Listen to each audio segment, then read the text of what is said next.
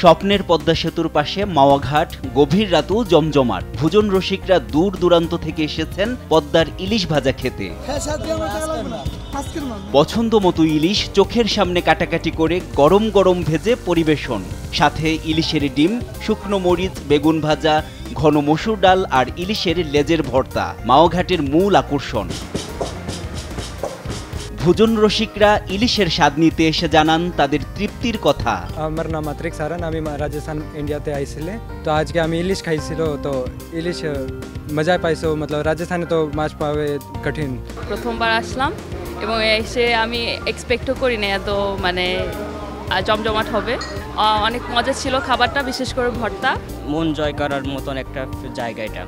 আসলে মাওয়াঘাটটা আমরা আসা এবং পর্যটক কেন্দ্রের জন্য অত্যন্ত সুন্দর, যা মানুষকে মন ফ্রেশ করতে পারে। আর এখানের খাবারের মানও খুব ভালো। ভালো লাগছে, অনেক ভালো লাগছে। এখন খেয়ে দেখবো কেমন লাগে। ফ্যামিলি সবাইকে নিয়ে আসি, একটু এনজয় করি। এখানে আমার ওয়াইফ আসছে, আমার বাচ্চা আছে, আমার শালি আছে, হ্যাঁ, তারপরে আরও ছোট ভাইরা আসছে। সব রেস্তোরাঁর মূল আকর্ষণ ইলিশ। ক্রেতাদের জন্য খোলা থাকে 24 ঘন্টা। যে কোনো সময় গিয়ে যে কেউ নিতে পারে ইলিশের স্বাদ। আমাদের ইলিশ মাছ আছে, চিংড়ি মাছ আছে, কাঁকড়া আছে, পাঙ্গাস আছে।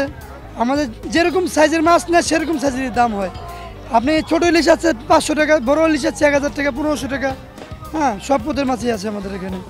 আমি মনে করেন ইলিশ দু পেঁয়াজি করি, ইলিশ সর্ষে ইলিশ করি, ইলিশ পাতুরি করি, ইলিশ সাদা পাকাই। মনে করেন আমার খাবারটা খুব সুন্দর। পদ্মা সেতু চালু হওয়ায় মাওয়াঘাটে মানুষের আনাগোনা কম।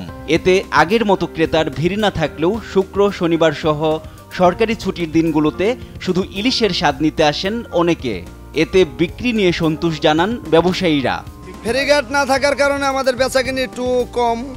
ফেরিঘাট থাকলে যেরকম খুচরা বেচাকিনি আমাদের একটু বেশি ছিল। এখন পর্যটক কেন্দ্র, পর্যটক যারা আসে তাদের আমরা খাওয়াই। এখন বেচাকিনি একটু কম, আমাদের খরচও অনেক বেশি ভাইয়া। যেরকম 10টা স্টাফ আছে, 10টা স্টাফের বেতন আছে 8000 টাকা, বরফ বিল আছে 2000 টাকা, কারেন্ট বিল আছে 1000 টাকা। এই অ্যাভারেজে খরচ 15000 টাকা আছে। তারপরে মনে করেন আমাদের ব্যবসা শুধু খাওয়ার জন্য এখানে আসে, সে তুলনামূলক হিসাবে বর্তমানে মোটামুটি অনেক লোক হয়।